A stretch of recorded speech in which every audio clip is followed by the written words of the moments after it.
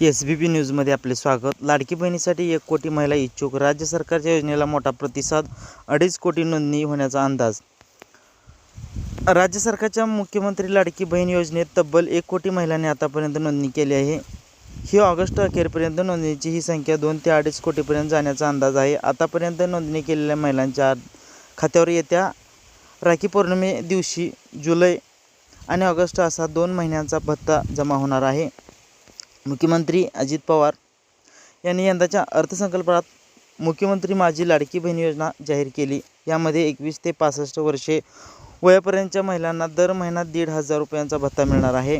योजना जाहीर झाल्यापासून या योजनेसाठी नोंदणी करण्याचा कार्यक्रम सरकारने सुरू केला। 2.5 लाख रुपयांच्या मर्यादित कुटुंबाचे उत्पन्न असणाऱ्या महिलांना हा भत्ता मिळणार असून एका कुटुंबातील 2 महिलासुद्धा यासाठी पात्र ठरणार आहेत। या योजनेसाठी नोंदणी करताना अनेकदा सर्व्हर आणि नेटवर्कच्या अडचणी येत होत्या, मात्र आता या ॲप बदलण्यात आले असल्याने सुलभतेने अर्ज भरले जात असल्याचे महिला व बालविकास मंत्री आदिती तटकरे यांनी सांगितले। महिला स्वतंत्रपणे स्वतःचे अर्ज भरू शकतात किंवा अंगणवाडी सेविकाकडे जाऊन अर्ज भरू शकतात। त्याचप्रमाणे शेतकऱ्यालाही अर्ज भरता येऊ शकतो। या योजनेसाठी अर्थसंकल्पात 46,000 कोटी रुपयांची तरतूद करण्यात आली असली तरी पहिल्या टप्प्यासाठी 10,000 कोटी रुपये या योजनेसाठी संबंधित विभागाला दिले आहेत।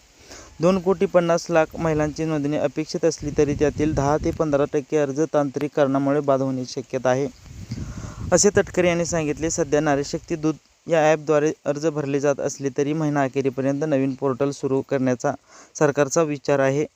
त्यातच अनेक बँकांनी महिलांचे स्वतंत्र बँक खाते उघडण्याची तयारी दाखविल्याने केवळ नवीन खाते आधारही जोडणी झाल्यानंतर या महिलांना योजनेचा लाभ मिळणार आहे, अशी माहिती त्यांनी दिली। मुख्यमंत्र्यांनी दिलेली माहिती, नोंदणी केलेल्या महिलांमध्ये 60% महिला विवाहित। पुणे जिल्ह्यातून सर्वाधिक नोंदणी, पुण्याखालोखाल ठाणे आणि नगर जिल्ह्यात नोंदणी। परराज्यातून विवाह करून महाराष्ट्रात आलेल्या महिलांनी विवाह प्रमाणपत्र सादर केल्यानंतर त्यांनाही योजनेचा लाभ।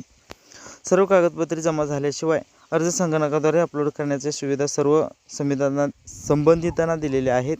त्यामुळे छाननीमध्ये जास्त अर्ज बाद होणार नाहीत। छाननी पूर्ण झाल्यावर लाभार्थींची नावे जाहीर करण्यात येणार आहेत।